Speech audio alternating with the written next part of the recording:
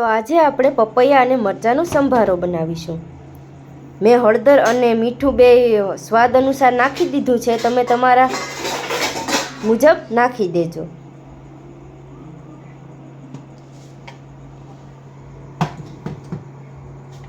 મેં અહીં તપેલીમાં 2 થી 3 ચમચી જેટલું તેલ ગરમ થવા રાખી દીધું છે।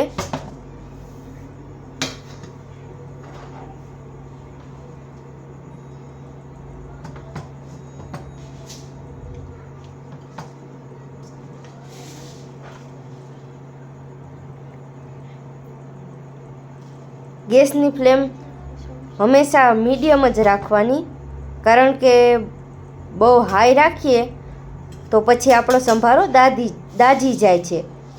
તેથી ગેસની ફ્લેમ હંમેશા મીડિયમ જ રાખવાની। અને મેં મેથી નાખી છે એક ચમચી જેટલી। તમારા ઘરમાં કોઈ ન ખાતું હોય તો ન નાખો તો ચાલે।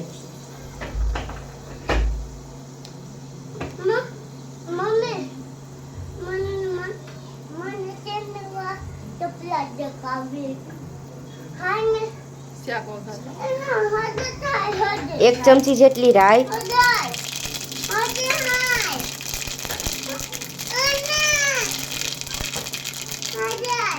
અને પછી આપણો સમારેલો સંભારો નાખી દેવાનો।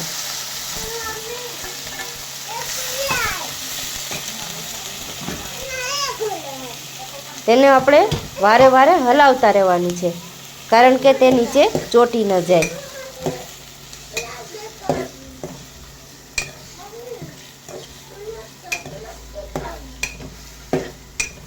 અને પપૈયાનો સંભારો ખાવામાં ખૂબ જ સરસ હોય છે, તેથી કાચા પપૈયાનો, તેથી તમે એકવાર જરૂરથી ટ્રાય કરજો।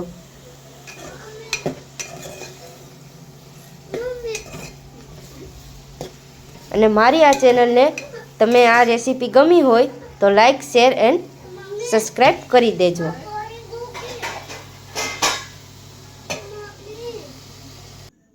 વચ્ચે વચ્ચે હલાવતા મેં 10-15 મિનિટ સુધી પપૈયાના સંભારાને ચોળવ્યો છે।